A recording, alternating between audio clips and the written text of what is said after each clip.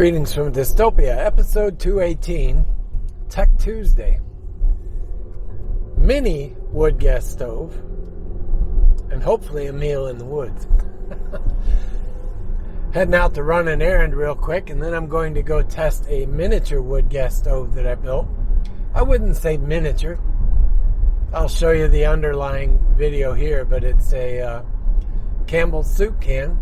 The pull-top style. I believe that was a 16-ounce can or 9.5 ounce. I'll have to look. And a condensed cream of mushroom soup can, also a pull-top. The idea just popped in my head at random the other day. I threw some stuff into recycling. The soup can, the Campbell's soup can went in first. And then I threw the condensed cream of mushroom soup into the recycling box, but the condensed mushroom soup can went in, slid down, and fit right inside of the Campbell soup can, and I went, So last night I sat down and punched it up and drilled a few holes. This is the first burn on this one, so I have no idea about what hole sizes we need. I know them for a quart paint can, but to shrink it down to a Campbell soup can, how much air do you need? How much introduction of the gas back into the chamber? So the top holes, the secondary combustion, how big do those need to be? So I kind of guessed it's, let's see, the holes on the, I'd have to measure everything again, but the holes on the soup can are, I believe, 10 millimeter on the Campbell's can. The combustion chamber itself is pretty much 8 millimeters bottom and side, and the top is around 5 millimeter, the secondary. So we'll give it a burn, see how it goes. Well, my fears of needing a chimney, not necessary. It's definitely gasifying. It's actually doing pretty well. Not quite as blue as it should be, but again, it's the first burn. So I'm sure there's probably other fuels going. But yeah, so now I just got to make a pot stand to go around it. And that'll make a nice little small one. So now let's see how long it burns. 10 minutes in already. And I only threw in 3 additional pieces from the first fill. So yeah, it worked out pretty good. I'm tickled with that. Alright, so 15 minutes in, I did have to add more fuel. It is getting a fairly decent burn, but the fuel chamber is actually too small to be practical. Because what happens is when the embers die down, or when the main fuel dies down and you're left with the embers, just the base, the capacity of the stove and the coals at the bottom, it's not enough to maintain a good heat to cook with. But this could work. We'll have to play with it some more.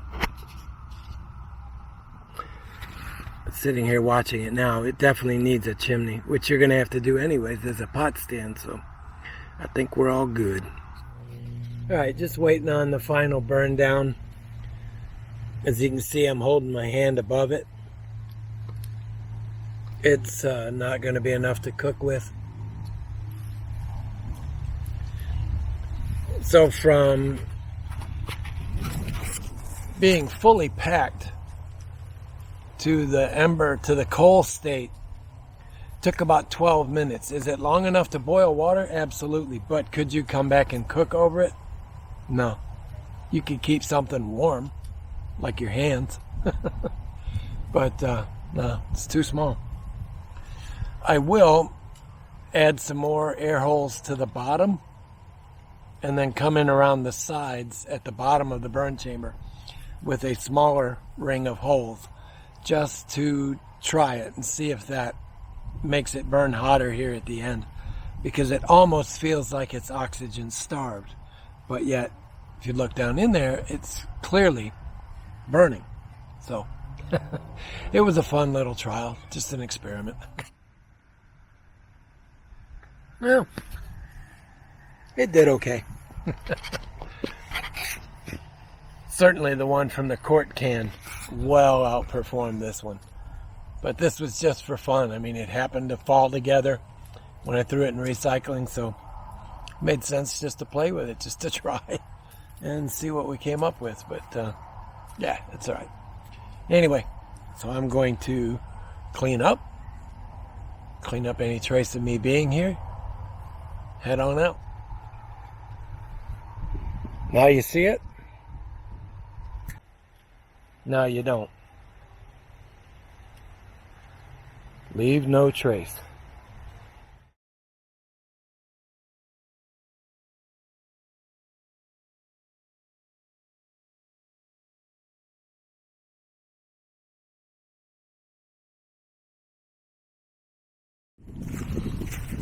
It is an absolutely beautiful day, albeit a little windy. I was actually intending on burning in the wood stove today as the next part of that series. But as you can probably hear, it's way too windy today. And it's a little too dry to go burning. Yeah, they cleared out some of this over here too. Yeah, it's a little too dry to be burning. So we'll do that coming up. Probably next week, next episode. When I get the next clear day, I'll just go out and film it as part of the Tuesday episode. Oh, kind of just exploring around back here in the woods. I just shoveled up a whole bunch of doves a few minutes ago. Scared the snot out of me too, because I'm just walking along minding my own business, and all of a sudden they all took off. You can probably hear them back up in here. The doves are shuffling around doing that little sun's coming and going. It's trying to turn nasty on us. It will tomorrow. Talking about extreme high winds, rain, heavy rain, and thunderstorms with, depending on temperature inversion, with a possible conversion to snow. Although a very minimal chance, but you never know. Especially with our goofy weather. If you don't believe me, the weather is goofy. It is November 9th. Sorry, I had to turn it to look at my watch. It is November 9th, and 76 degrees, and I'm wearing shorts. It's goofy weather. You know, sometimes you're walking through woods and you think to yourself, these woods cannot sustain very big deer. But then you come across stuff like this. He's walking this way, but still, that's a good size deer. Well, it's slowly getting darker out as that front starts to move in. Still beautiful, still warm. Even the wind, even the breeze is warm. But it's humid, the breeze, so it doesn't bode well.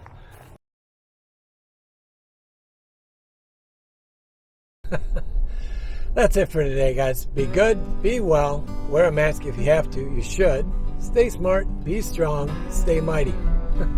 We'll see you guys next time.